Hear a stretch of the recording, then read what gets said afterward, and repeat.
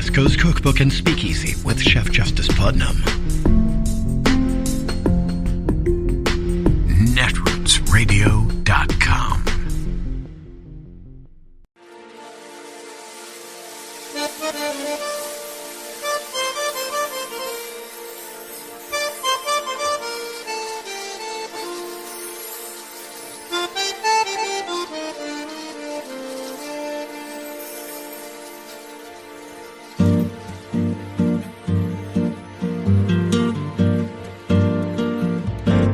Je voudrais du soleil vert, des dentelles et des théières, des photos de bord de mer, dans mon jardin d'hiver. Je voudrais de la lumière, comme en Nouvelle-Angleterre. Je veux changer d'atmosphère, dans mon jardin d'hiver. Ma fleur sous la pluie de novembre, tes mains qui courent, je n'en peux plus de t'attendre. Les années passent, il est loin, là je tombe. Nul ne peut nous entendre. Je voudrais du Fred Astaire, revoir un latte. Tonight there's news that a local prosecutor is ramping up her probe into what could be a criminal attempt by former impeached President Donald Trump to overturn the 2020 election. Reports say the DA of Georgia's Fulton County is charging ahead with her investigation into whether Trump broke any state laws in Georgia. The case stemming from what Trump said in that infamous phone call to Georgia's Republican Secretary of State. So, look, all I want to do is this. I just want to find 11,780 votes, which is one more than we have, because we won the state, and flipping the state is a great testament to our country. I just need you to find 11,000 votes. Like, it's insanity. Georgia's Secretary of State now confirming investigators have interviewed state elections officials, and his office is, quote, fully cooperating with requests for documents. Also, the Atlanta Journal-Constitution reporting today that investigators in the Georgia case are coordinating with federal lawmakers probing the January 6th insurrection, sharing any relevant documents and information. So those two probes are moving forward in sync, the Fulton County case and the January 6th committee. But I want to remind you what GOP leader Kevin McCarthy said as he tried to stop that congressional probe. We will run our own investigation. Two main questions.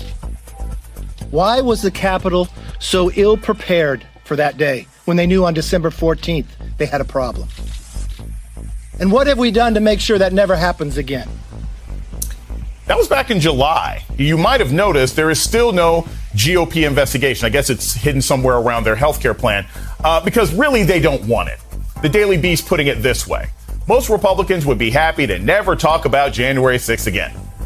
We're back to talk about the probes into Donald Trump's big lie with Elie Mystal, justice correspondent for The Nation and certified lawyer boy for the show, and Kurt Bardella, former spokesperson for the House Oversight Committee and contributor for USA Today, the Neil McCoy to my Darius Rucker. Kurt, we'll start with you. The idea that Kevin McCarthy has had all this time to put together this committee to investigate what happened on January 7th and hasn't done it. Look, you used to be on an oversight committee. Is this just because he hasn't been able to find the proper paperwork? Like, why have the Republicans magically not put together this parallel committee if this is so important to them back in July? Well, this might be a shocker to you, Jason, but Kevin McCarthy was lying when he said that. There's not going to be a legitimate investigation from Republicans. There's not going to be an actual effort to conduct legitimate oversight investigating what happened on January 6th. Listen, if Republicans wanted to be a part of that, they could have. They had every opportunity to. There was a bipartisan 9/11 type commission that was going to be put in place to examine January 6th. Republicans tanked it. They're the reason why that didn't happen. Then when the Democrats in Congress moved forward with the bipartisan select committee, Republicans chose not to appoint any members to it. And so Nancy Pelosi was left with no recourse but to appoint Liz Cheney and Adam Kinzinger. It is bipartisan. It may not be the type of investigation that Kevin McCarthy and his accomplices to Democratic arsonists want, but it's one that we're going to get because we need to know who was a part of what happened, who helped plan it, who helped orchestrate from it, who helped profit from it, so that we can make sure that this never happens again. So, Ellie, this is one thing that I thought was kind of interesting about the committee that was put together, as Kurt was talking about. Even putting on Liz Cheney and Adam Kinzinger, and I'm happy that House Speaker Nancy Pelosi put it together. Look, these people also didn't vote for voting rights. I mean, quite frankly, I don't know why Democrats didn't just put together an all-Democratic committee, because to put Republicans on the committee that are willing to investigate January 6th, but are also willing to vote for laws or vote against laws to free up Americans to actually vote, it kind of seems counterproductive. To me, that seems like the kind of bipartisanship that's getting them in trouble. Your thoughts? Look, Republicans don't want to investigate. This is like saying having Goldilocks investigate who ate my dang grits, right? Like they don't want to know what happened because they were doing the thing. They didn't see nothing because they were doing something. And obviously, Republicans know that if this goes forward, it will just continue to look bad for them because they were involved and complicit in the attack on our country. We've talked a little bit about the phone records, right? And why they're trying so hard to keep their phone records hidden. And one of the reasons that I think that is true is because look at how these people debase themselves for Donald Trump in public. When they know they're being recorded, they debase themselves for him. So what kind of Billy Bush level of just sycophantry is hiding in those phone tapes? That's why they don't want anybody to know. They don't want people to know what they already did. Yeah, I mean, it's interesting. You have a lot of Republicans who, we had Jim Jordan a couple of weeks ago. I don't remember talking to the president. It's like, look, you used to call him on your cell phone. They used to brag all the time about how much they talked to Donald Trump during the administration. But suddenly, after a terrorist attack, they can't remember it. Kurt, as a former staffer in Congress, the idea of calling for phone records, is that common? I would think that when investigations occur, certainly an investigation into ethics or something else like that getting phone records isn't that difficult. Are the Republicans revealing something obvious about themselves by not wanting to give up this information? Or do they have any justification for saying, hey, look, maybe some of these phone calls are constituent service and you shouldn't be able to ask for them? Yeah, as usual, Republicans are just using the hysterical, scare rhetoric to try to justify their obstruction of an ongoing and legitimate investigation. I mean, it's kind of par for, of course, you're conducting an investigation, you're going to have a widespread document request, you're going to ask for things like phone records, meeting notes, emails, etc. I don't remember Republicans being particularly squeamish about these types of things when they were subpoenaing Barack Obama's administration constantly, when they were launching investigation after investigation into the Obama administration, when they held the Attorney General Eric Holder in contempt of Congress, when they started the congressional investigation targeting Hillary Clinton that lasted for like 4 or 5 years while she was the Democratic nominee for president, when they hauled her ass before the committee and grilled her for more than 11 hours. I don't remember Kevin McCarthy or any of these Republicans having any concern, having any worry about politics, having any worry about multiple overlapping investigations. They were all for it. They led the charge. So they can't be upset right now if Democrats are stealing a page from their playbook and holding their feet to the fire. You would think. I want to play this sound right now from Kevin McCarthy. And Ellie, I want to get your thoughts and then Kurt's on how he was feeling about this kind of investigation just a couple months ago. The president bears responsibility for Wednesday's attack on Congress by mob rioters. Another question that the Democrats want to know is how deeply was the president involved? Well, you know what's interesting about that? That's where law enforcement goes. Right. The FBI has investigated this. The Senate had bipartisan committees and come back. And you know what they have found? That there's no involvement. Well, now, here's the thing, right? The FBI hasn't investigated this, have they? The FBI Director Chris Wray, Brett Kavanaugh's buddy, hasn't really delved into this, have they? And, this is one of the overall problems. I am happy with the Select Committee. I am happy with what the Democrats seem to be trying to do in Congress. But this needs to be investigated by the DOJ. And it is problematic to me that the people subpoenaing the phone records, for instance, are the Select Committee as opposed to the FBI. FBI. Because when the FBI subpoenas your phone records, you don't ask nicely. They show up with two guys with a crowbar looking for the files, right? Like that's how the FBI rolls when their backs are into it. And Merrick Garland refuses to put his back into investigating the people with power. He's happy to go after QAnon shaman horn man, right? That's an easy target for him. But the people who inspired shaman dude, right? The Mo Brookses, the Don Trump Jr.'s, the people who inspired this attack, Merrick Garland ain't got no time for them. And that's a problem because the Department of Justice has more power and more pressure they can put on this investigation if Merrick Garland was willing to put his back into it. And I've said this, you're exactly right, Ellie, because I've said all along, look, people ignore subpoenas from Congress all the time, right? You don't ignore the FBI, okay? You can ignore a bill collector. You can't ignore the person who shows up at your door. You know, Kurt, this is something else also that I think is really key about this investigation. You know, we had members of Congress, Democratic members of Congress earlier this year saying, look, I saw fellow members of Congress, staffers, giving tours to large suspicious groups of people just a couple of days beforehand. It looks like they were casing the joint. Mm-hmm. It would seem to me, Kurt, that going hard after the lower level folks is usually how an investigation goes. You should be going after the staffers. You should be going after the sort of underlings who are making these phone calls, because they would be sooner to flip on a member of Congress than a member of Congress would be to flip on Trump, right? You would think so. I mean, here's the thing that concerns me more broadly. If the highest levels of our justice system doesn't actively and aggressively investigate a domestic terrorist attack on our capital designed to undermine and throw out our democracy, well, then what's the threshold to do that going forward? Because by not doing that, but not using the full weight and full force of the law enforcement apparatuses that we have at our disposal, by not doing that, you're basically saying, well, if you want to go do this again, we're going to keep our hands away from this and let other forces dictate how we move forward. If defending democracy isn't enough to get our entire justice system involved, then I don't know what the hell we're really doing here or what's the point. I mean, what is it going to take? Is it really going to take a repeat of January 6th, but this time they succeed in actually murdering and executing members of Congress? Is that what we're going to have to see before everybody wakes up and sees the ongoing and dangerous? We got members of Congress right now in the Republican conference, in Kevin McCarthy's conference, who are actively calling for another insurrection, and no one's doing a damn thing about it. It's only going to get worse unless we step up and start doing something. You know, Ellie, you have been great on Twitter and sort of rage tweeting. I've always said you're the Lewis Black of politics. Rage tweeting what a lot of us are feeling right now.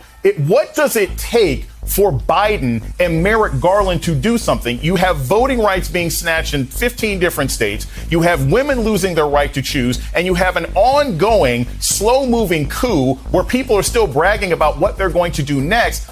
What is it going to take, and what would that plan look like if you could inception yourself into Merrick Garland and President Biden's brains? What would you be telling them to do right now?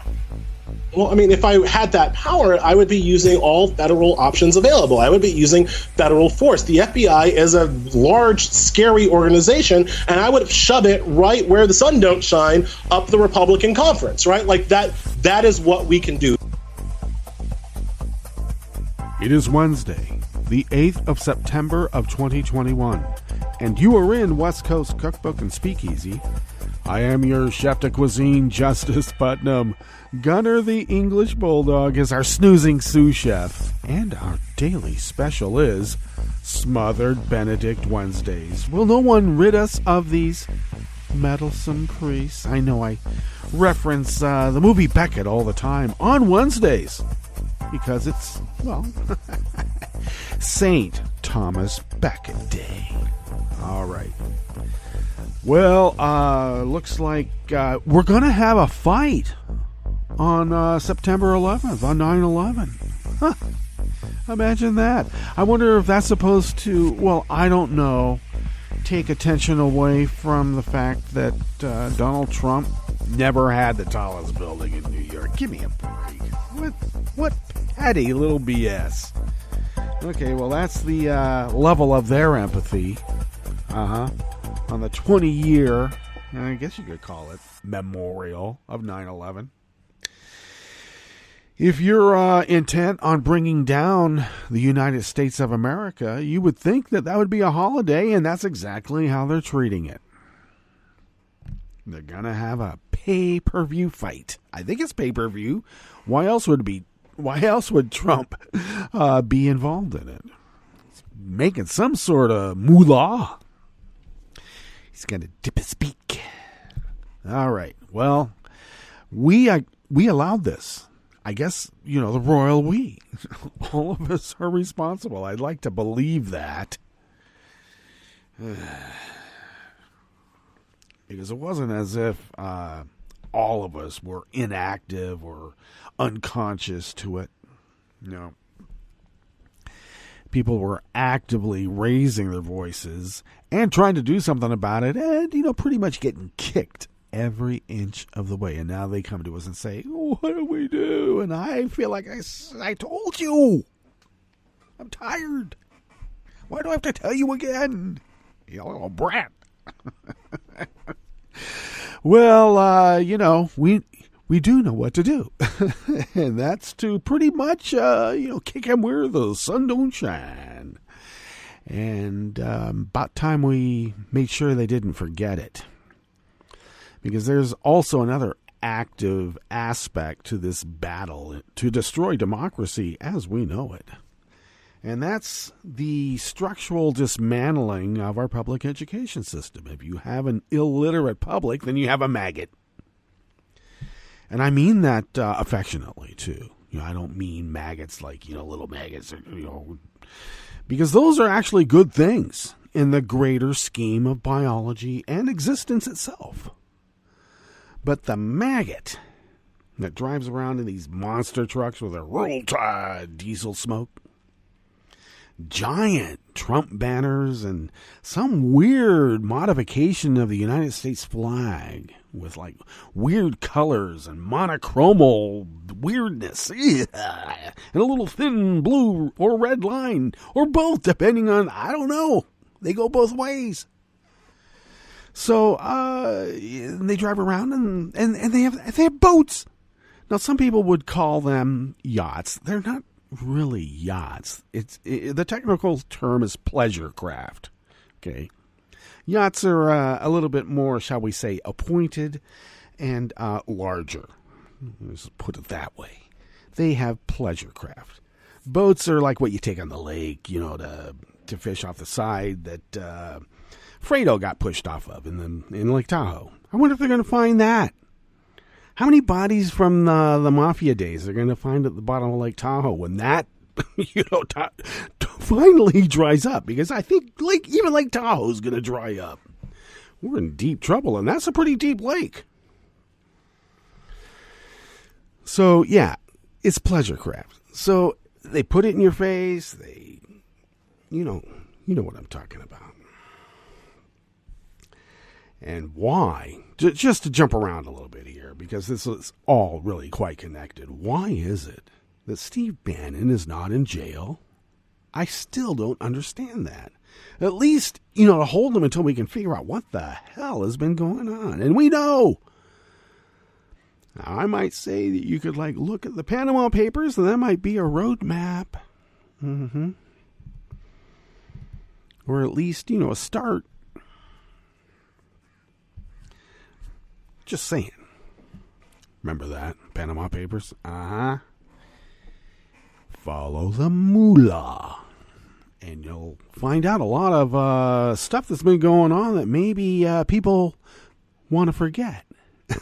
And that's why they want to dismantle our public educational system. Just to jump back to what I was trying to say before I got distracted by Bannon and Junior in Brazil. We'll get to that. If you take the concept, now,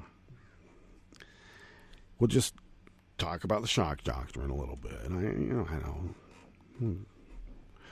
Forget about all the other personages that might be involved in the construction of it. But let's just say, in disaster capitalism, you never let a disaster, go unused. You have to use it. It's like a timeout. If you don't use it, you lose it. And and there's a disaster in the pandemic, and the perfect time to structurally dismantle public education.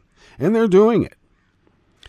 To the point that they're sending their brown shirt stormtrooper goons to come to school board meetings, rant and rave, 20 strong men, and we're going to kick these little egghead pencil-neck geeks where they don't belong. Get them out of here. We're going to tell them what we're going to do, and what we're going to do is reading, writing, arithmetic. Okay. If we take them at their word, there will be no writing involved. They actually think it's writing. Maybe writing their big old monster truck, roll tide, diesel engine smoke bombs with their Blue Lives Matter and giant Trump banners flying off of it. How can they even see out their side mirrors? I don't understand. It looks like a danger. Why do they get pulled over? Oh, I forget. Some of them, if not, well, some of them at least, are off-duty cops. Some of them are not off-duty cops. They're actually working. Boy, I keep telling everybody, you got to purge the Nazis. If you don't purge the Nazis are going to stab you in the back, and pretty soon they're going to be stabbing you in the front, and pretty soon they're not going to stab you at all. They're just going to line you up, put you on the train car, and you'll never be seen again. Goodbye. I keep saying that. So, we got Bannon with his little plan for world dominion. What is this guy? Some sort of comic book villain? And look at him. I mean, even the man in the high castle was a little more appointed, shall we say, than Steve Bannon. Jeez. Get that guy from Dune. The big boils coming off of him. Jeez. Okay. That's what we have. And apparently, the educated pencil-neck geeks that are actually, Captain America and can kick anybody's ass. They don't want to, because that's why we're Americans. But, sometimes you don't push. I got the shield. You don't want me to use it as an offensive weapon, because you'll be sorry.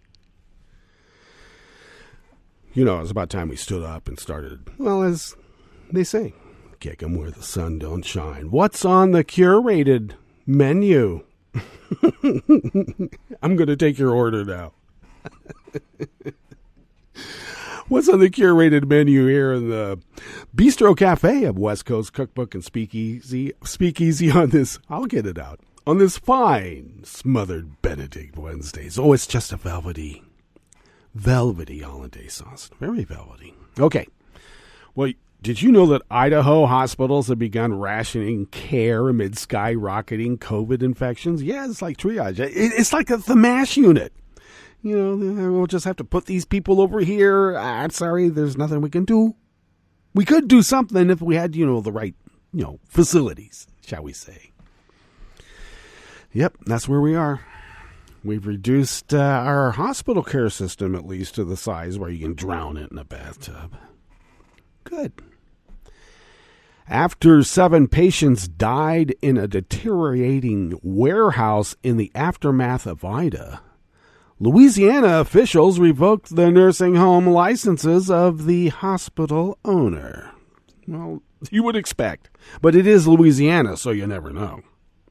And a California bill seeks to halt the prison-to-ICE deportation pipeline. Wait until the Nazis find out. After the break, we move to the chef's table where French doctors and scientists called on authorities to take action against the death threats they frequently received during the pandemic. And in a rare move, the European Commission said it wants the European Court of Justice to impose financial penalties on Poland to ensure compliance with the tribunal's orders. Oh, that and more on West Coast Cookbook and Speakeasy. Bon appetit.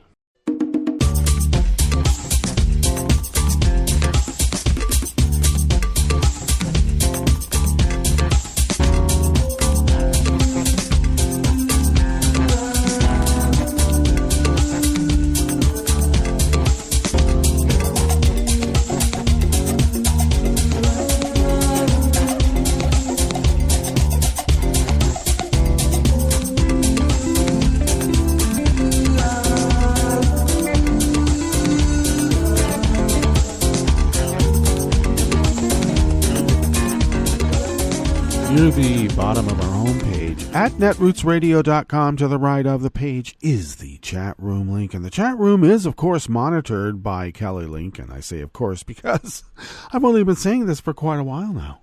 But we thank Kelly for doing so. And you guess what? Netroots Nation is coming up virtually. It had to be done. Yes, indeed. Once again. We might be able to have nice things in the analog world if we could only keep these Nazis from making everything a mess. Well, thank you, Kelly, for doing all that you do. If you would then look across the page at netrootsradio.com, the bottom of the page where the chat room link is, if you look to the left, you'll locate the Patreon link. And yes, another appeal for money. Well, we're not Reverend Ike. Remember him? Do you know who he was? Anyway, we can't lose whatever he was using, and I got to tell you, that's dollars, because that's how we pay our bills. We're not buying Rolls Royces. Jeez. We don't have Joel Osteen compounds. Is that a compound? What's the difference between a really large mansion, mega mansion, and a compound? I don't know. Look at Joel Osteen's place. Anyway, we would never do that, because why would we? That's not what our mission statement is. Affirmation by how much we can conspicuously consume. No, we want to just merely pay our bills so we can fly under the radar and continue this little powerhouse of resistance against the, violent takeover of the United States of America by hostile forces, foreign and domestic. And we've been doing this for a bit of time, and we thank you for your generosity. Now, it doesn't take much. Nope. It could take, how about, for instance, and I wonder where I got this Blue Gallon Drift Gloss. If you could afford an espresso-type coffee drink and send those funds our way, you know what? We're able to put those dollars in the kitty that we pull out of our own wallets, pay those bills that I mentioned, fly under that radar, that there's still, the technology's still in use. Look at radio. That's what we're trying to do here. And we're then able to continue, as I mentioned, this resistance against the hostile takeover of the United States of America. We are the poison pill. Mm-hmm. All right. Well, thank you for your generosity in allowing us to fulfill that civic duty that the founders originally intended, so many years ago. On a different subject, if you would like to follow Netroots Radio on Twitter, you can do so simply by going to @NetrootsRadio. Thank you, Tom, for taking care of that and a lot more as well. Follow me on Twitter at Justice Putnam, because I post the show notes and links diary on Daily Co's and put that up on Twitter. I used to say about 10 minutes before showtime is when it gets posted on Daily Co's, but don't expect it to be on Twitter at that time, darn it. I'll figure it out. But anyway, that's where the show notes and links can easily be had. And also on other social media platforms, I put the link to the show notes and links diary there as well. Follow the show on Twitter at Cookbook West. Where am I? It's Wednesday. Yes, follow the show on Twitter at Cookbook West. And please pick up podcasts by way of Spreaker, Stitcher, TuneIn, iHeart, YouTube, iTunes, and wherever podcasts can be found. Indeed. Oh, you know what? Before I dive into this first offering here in the Bistro Cafe of West Coast Cookbook and Speakeasy, I just want to make mention once more about Bannon Jr. You know, they're in Brazil. Did you know that there's a CPAC in Brazil? I actually forgot about it. They had a meeting there, I believe in 2019 even. Well, I've been telling everybody, CPAC, and now CPAC in Brazil is just another slap in the face of democracy. Yeah, I waited all this time for that. What the hell is going on? World Dominion with Bannon at the head? Please, no. Something must be done. How about an Interpol red notice? We could start there. And, maybe honor it. Well, let's dive into this. Let's tuck into This first offering here in the Bistro Cafe, as I mentioned, of West Coast Cookbook and Speakeasy, Rebecca Boone of the Associated Press brings us this first offering. Idaho public health leaders announced that they activated crisis standard of care, allowing healthcare rationing for the state's northern hospitals because there are more coronavirus patients than the institutions can handle. The Idaho Department of Health and Welfare quietly enacted the move on Monday and publicly announced it yesterday, Tuesday morning, warning residents that they may not get the care they would normally expect if they need to be hospitalized. The move came as the state's confirmed coronavirus cases skyrocketed in recent weeks. Idaho has one of the lowest vaccination rates in the U.S. I wonder why. The state health agency cited a severe shortage of staffing and available beds in the northern area of the state, caused by a massive increase in patients with COVID-19 who require hospitalization. The designation includes 10 hospitals and healthcare systems in the Idaho Panhandle and in northern central Idaho. The agency said its goal is to extend care to as many patients as possible and to save as many lives as possible.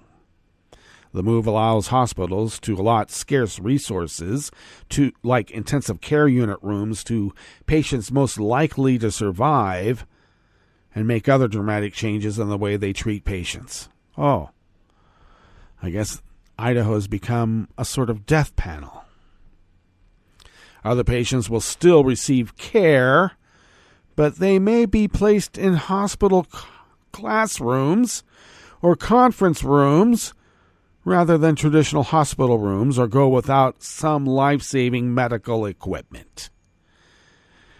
At the largest hospital in northern Idaho, some patients are waiting for long periods for beds to open up in the full intensive care unit, said Dr. Robert Scogins, the chief of staff. Inside the ICU, one critical care nurse might be supervising up to 6 patients with the help of 2 other non-critical care nurses. That's a big departure from the usual 1 ICU nurse for 1 ICU patient ratio. Urgent and elective surgeries are on hold, and the hospital is struggling to accept any of the high-level trauma patients that would normally be transferred from the smaller hospitals in the region.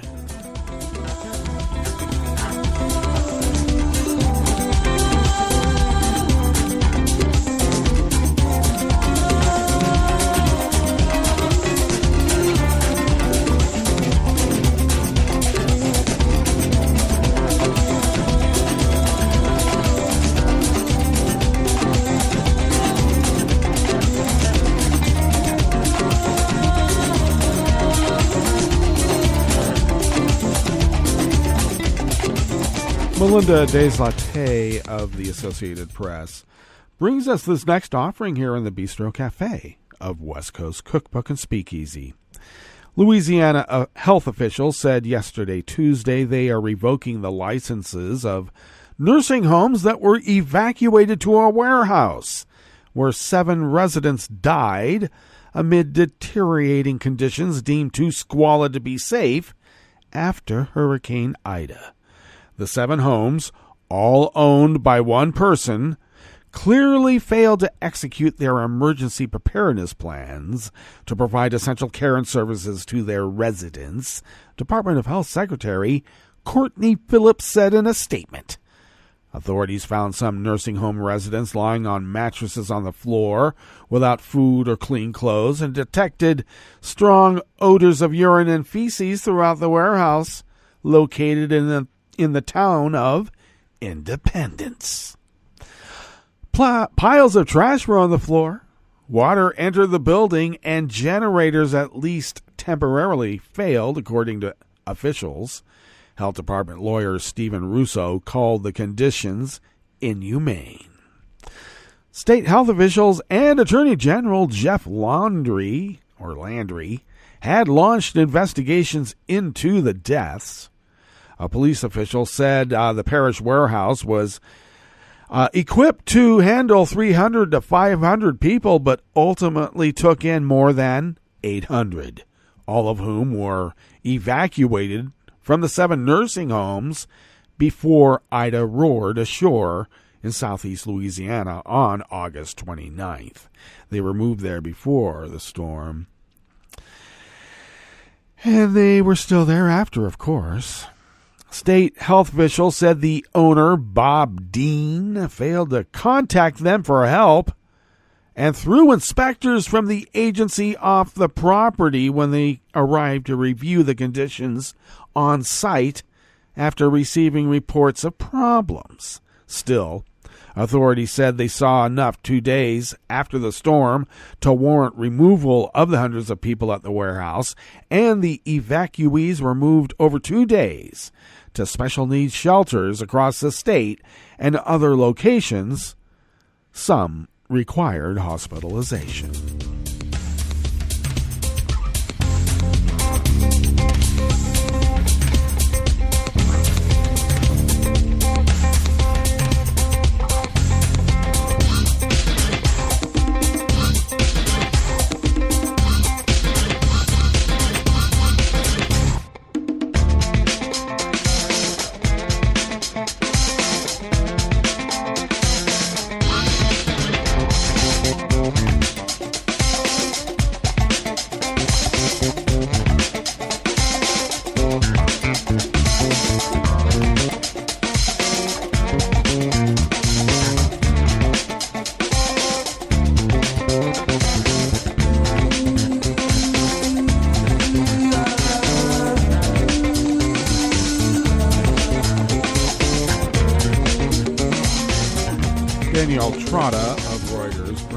This final offering here in the Bistro Cafe of West Coast Cookbook and Speakeasy, Smothered Benedict Wednesdays.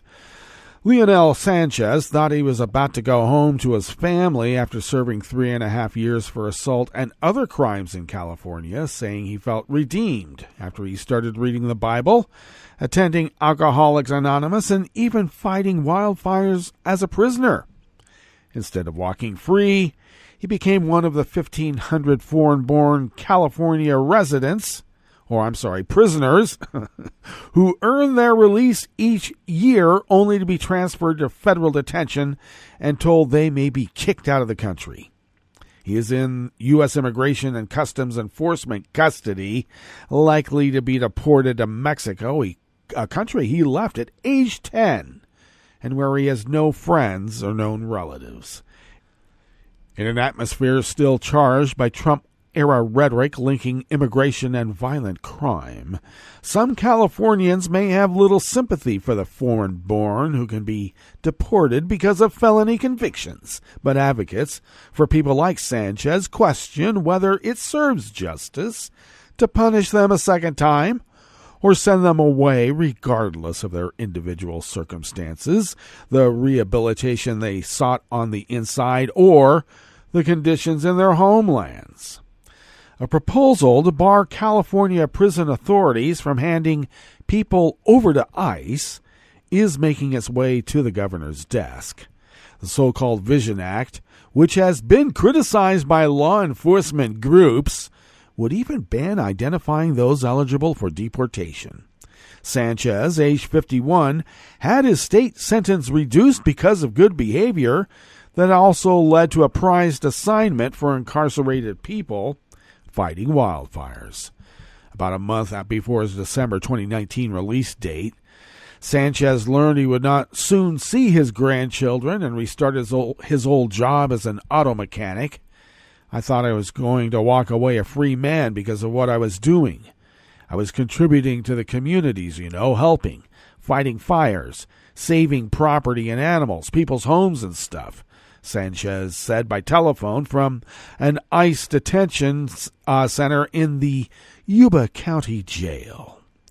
California State Assembly member Wendy Carrillo, a Democrat from Los Angeles, introduced the Vision Act to close loopholes in the state's 2017 sanctuary law, which seeks to stop state and local police from aiding federal immigration enforcement. Carrillo said transferring people who serve their time to ICE has created a two-tiered system in which Californians are treated differently based on where they were born. Oregon, Illinois, and Washington, D.C. have passed similar laws, arguing in part that immigration enforcement is a federal, not a state responsibility. All right, let's go to our break, and when we get back from that break, we will go through weather from around the world, and we will finish up with the stories that we've curated for you today. You are listening to West Coast Cookbook Speakeasy, and we will be right back. You are listening to netrootsradio.com. Please hang up and try again.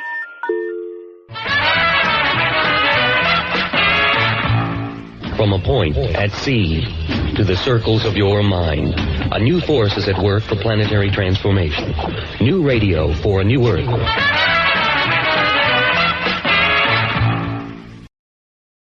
This is Take Two Movie Review. I'm Kim Lowe. This week, a sweet reboot.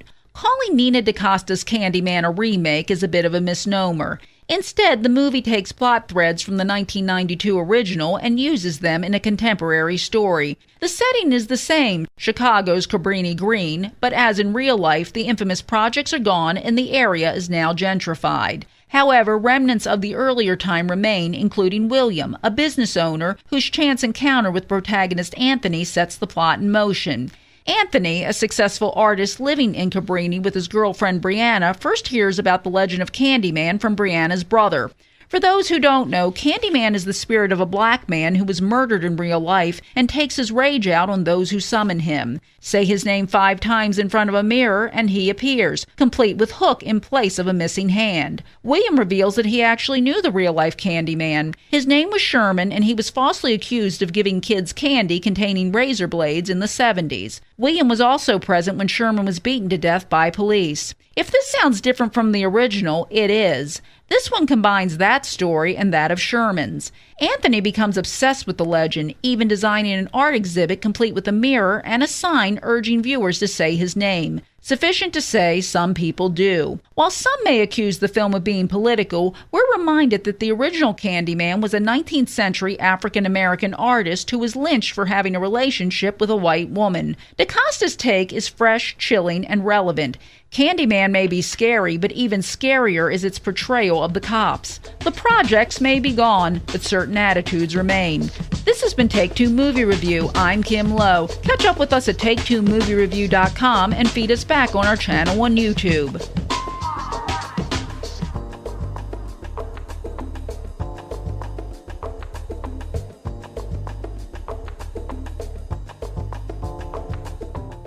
This is an important message from the U.S. Department of Health and Human Services. After a storm or disaster, it's important to eat only safe food. Throw away perishables like meat, poultry, fish, eggs, and leftovers stored above 40 degrees Fahrenheit for 2 hours or more.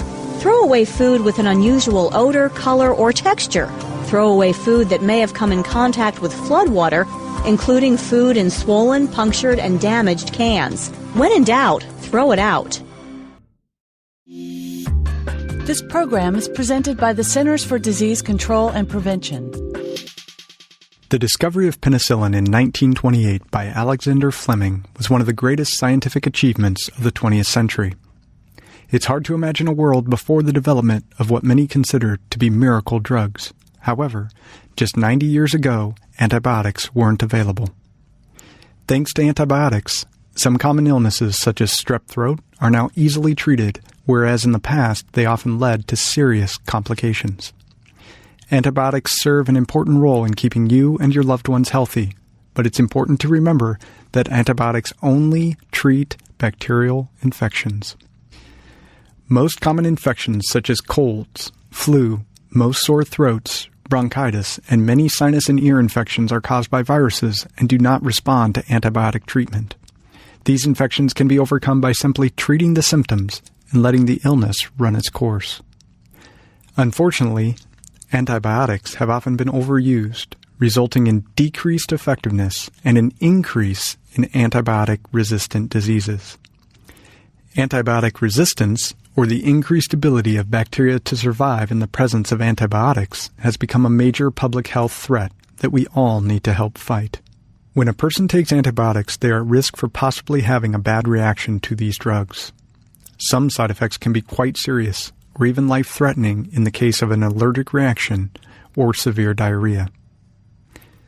This is why it is very important to only use antibiotics when they are absolutely needed, and not for viral infections. Talk to your healthcare professional about the best treatment for your illness. If it is caused by a virus, follow his or her recommendation for treating the symptoms. Learn more about appropriate antibiotic use and how to feel better when you don't need an antibiotic by visiting CDC's Get Smart, Know When Antibiotics Work website at cdc.gov/getsmart/community. For the most accurate health information, visit www.cdc.gov or call 1-800-CDC-INFO. Hi, I'm Tom Hartman, and since you're listening to netrootsradio.com, show your progressive side and go to the donate button on the bottom of the homepage. It's progressives like you who power Netroots Radio and keep the progressive message beaming everywhere 24 hours a day. Just go to our donate button at the bottom of netrootsradio.com. Thank you for keeping progressive radio at full power.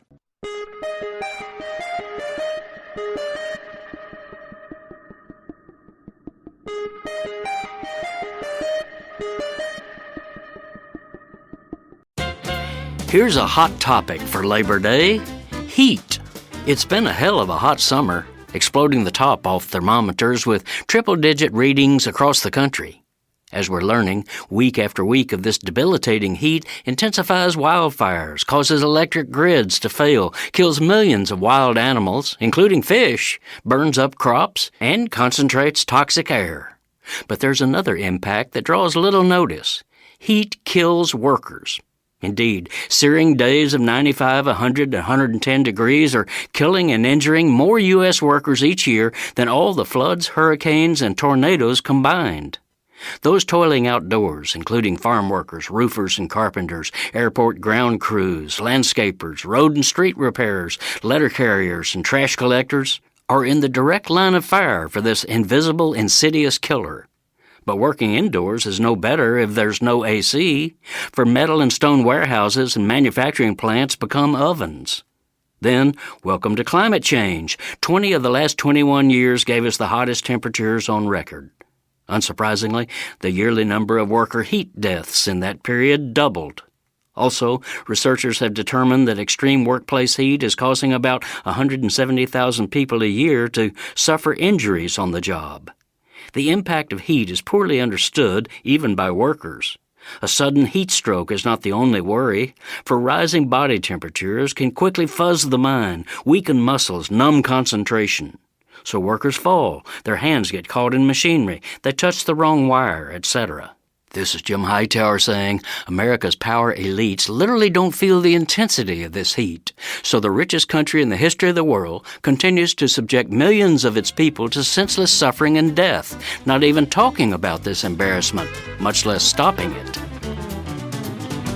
The Hightower Radio Lowdown is brought to you by our new Lowdown Happy Hour, now live streaming on Facebook from the Chat and Chew Cafe, with kick-ass political spark plugs like Beto O'Rourke, musical champions like Marcia Ball, and grassroots change makers like the New Georgia Project and People's Action. The Lowdown Happy Hour is reaching out to you to help put the move in movement. So grab a libation and join the fun. Details at hightowerlowdown.org. I'm Rick Smith, and this is Labor History in 2. On this day in labor history, the year was 1965. That was the day the Delano Grape strike began in California. The strike came a year after activists had forced Congress to end the Bracero contract labor program. The Filipino Agricultural Workers Organizing Committee, led by Larry Idalong, Philip Vera Cruz, and others, called the strike against the Delano growers and the Coachella Valley grape growers. It had been a record harvest. Farm workers demanded higher wages, humane working conditions, and union recognition. When the growers refused, thousands walked out of the fields. A week later, the Mexican-American National Farm Workers Association, led by Cesar Chavez and Dolores Huerta, joined the strike. It was a historic moment. Within a year, the two unions would merge to form the United Farm Workers. The union sent strikers to the Oakland docks to persuade the longshoremen not to load non-union grapes. Many of the Filipino workers in the San Joaquin Valley worked in the Alaska fish canneries organized by the ILWU in the off-season, and so the ILWU honored their union brothers' request. Thousands of cases of grapes were left to rot on the docks. This initial victory led Chavez to organize a grape boycott against heavyweights DeGiorgio and Shenley Industries. 6 months into the strike, union leaders marched 300 miles from Delano to Sacramento to bring attention to their struggle. They hoped to pressure growers to the negotiating table and legislators to act on their behalf. For 5 years, the strike and boycott continued with marches, organizing, and picket line arrests. Gradually, the UFW began winning higher wages, union recognition, and hiring halls. Finally, in 1970, a collective bargaining agreement covering 10,000 workers was reached. Like what you hear? Check out more at laborhistoryin2.com.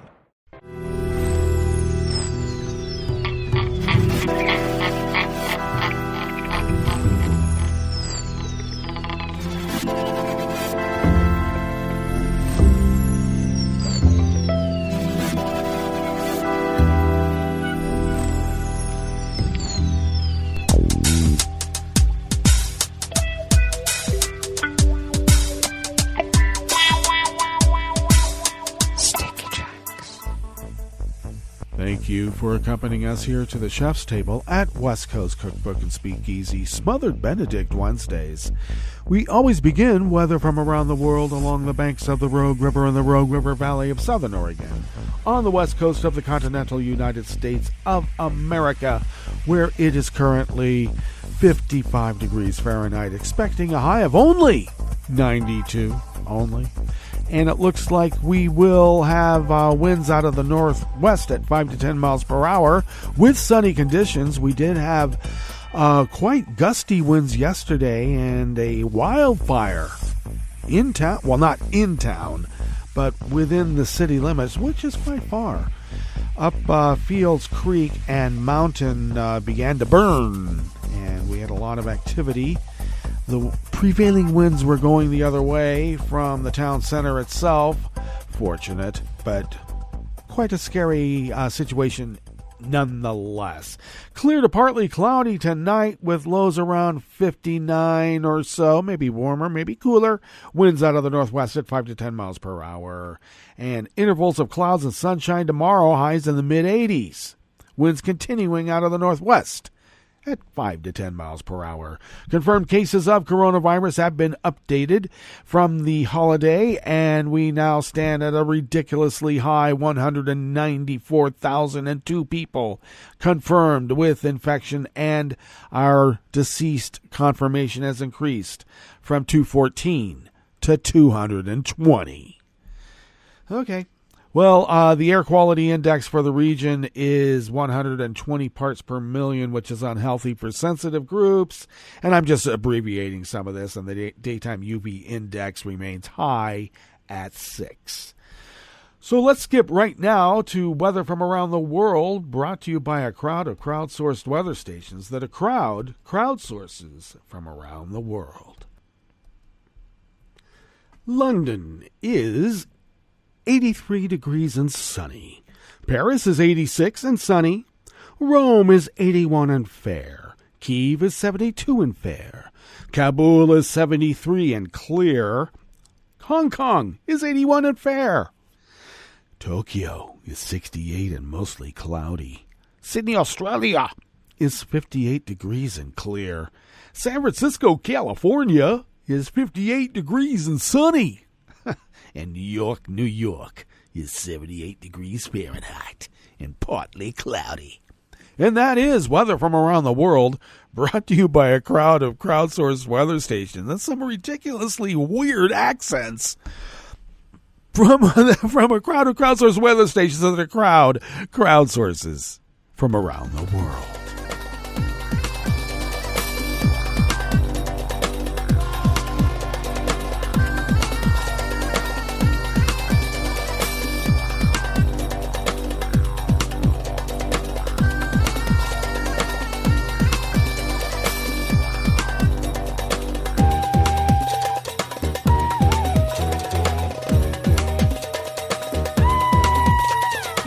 Ganley of the Associated Press brings us this first amuse-bouche here at the chef's table at West Coast Cookbook and Speakeasy.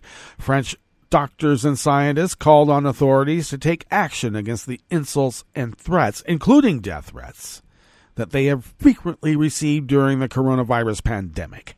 The doctors said they fear that someone from the world of conspiracy theories will take action, not just against them, but against other medical professionals, and condemn the silence of authorities. Some doctors have received threats several times a day and have bodyguards. What we fear is not so much the threats to us personally, one of the doctors said. Their biggest fear is that an anonymous doctor, an anonymous nurse, an anonymous scientist, the people fighting today in the face of the COVID-19 crisis, will be assaulted by someone who takes action. Those in the group include medical professionals who often appear on TV to explain the current state of the pandemic to French residents. Verbal threats were played, one from an anonymous man in Toulouse who said, "Listen, buddy," in French, of course, "the population is starting to get angry. To shut your big trap. It's like you're looking for it." Tougher was a threat on social media to one doctor not present. "And the bullet in your head that I'm going to plant. How are you going to stop it?"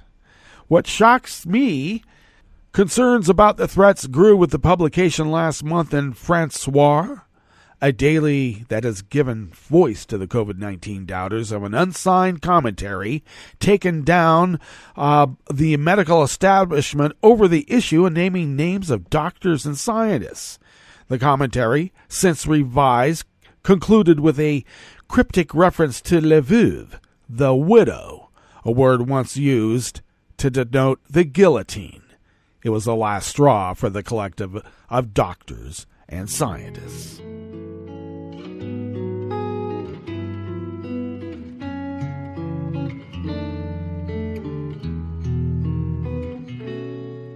Je te donne c'est mon amour pour la vie entière. La promesse de me trouver à tes genoux. Aussitôt que tu m'appelles, rester toujours fidèle. C'est tout, c'est tout. Je te donne tous mes printemps, mes étés de mer, mes automnes quand les feuilles tombent partout. Si ce n'est pas une bonne affaire, je te donne tous mes hivers. Lauren Cook of the Associated Press brings us this final amuse-bouche here at the chef's table at West Coast Cookbook and Speakeasy.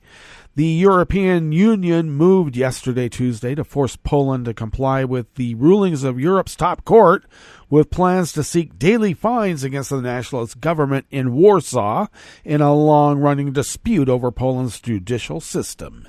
In a rare move, the EU's executive branch, the European Commission, said it wants the European Court of Justice to, quote, impose financial penalties on Poland to ensure compliance, end quote, with one of the tribunal's orders from July. The Commission, which supervises the respective EU laws, said it wants the Luxembourg-based court to impose a daily penalty on Poland until it improves the functioning of the Polish Supreme Court and suspends new laws that were deemed to undermine judicial independence. Well, good. And that brings us to the end of our broadcast period for the day. But you do know Netroots Radio broadcasts on, and we're going to meet up tomorrow for Metro Shrimp and Grits Thursdays. So do stay tuned to Netroots Radio all day and all night for all the breaking news as it breaks. And we'll meet up here tomorrow, right here, in West Coast Cookbook and Speakeasy. Bon appetit.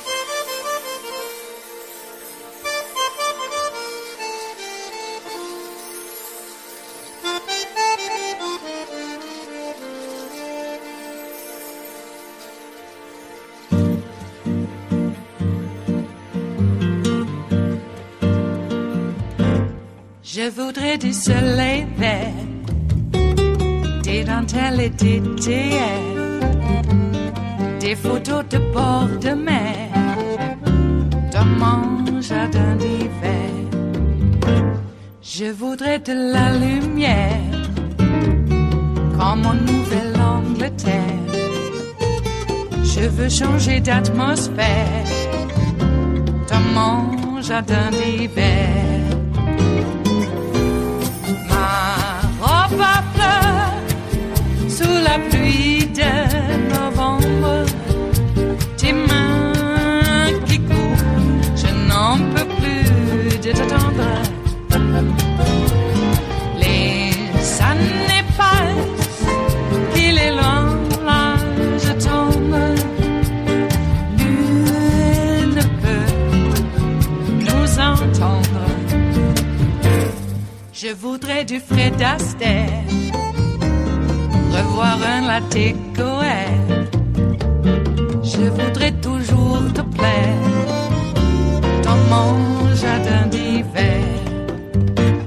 Je veux déjeuner par terre, comme au long de golfe clair. T'embrasser les yeux ouverts dans mon jardin d'hiver. Ma robe à fleurs sous la pluie de novembre. Tes mains qui courent, je n'en peux plus de t'attendre.